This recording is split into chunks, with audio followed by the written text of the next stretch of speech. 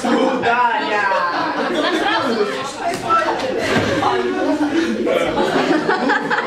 Говори. Понимаешь, что делать, что дальше не могут сделать. Еще раз. Давай повтор. Да, повтор, дай. Не поняли, да мы не поняли. Я не видел. Ребята, не поняли. Вообще не понял никто. Да, давай. Не. А что, никто не может говорить? Я скажу, только скажите, что слово. А вот это сказать слово. Ладно, давай. Ты дебил. Один туалет.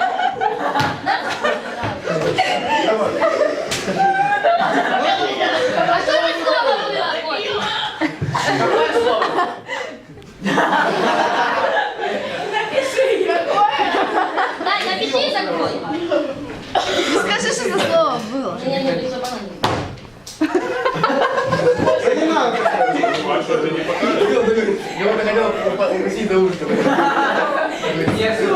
Что тяжело? Надо это сказать. Что это за слово было? Да я такой. Ну, напишите хотя бы первую букву.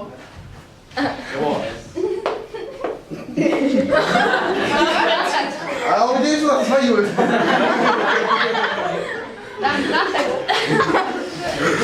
А что у нас такое? Что такое? Да блин, ну как это такое? А, да. Что ты понял? Это таинственное слово. Что ты сделал, чтобы понял, это было слово? А вы что, не поняли? Ну, как сказала, что мы про слово. А что смешно? Дима Капраков.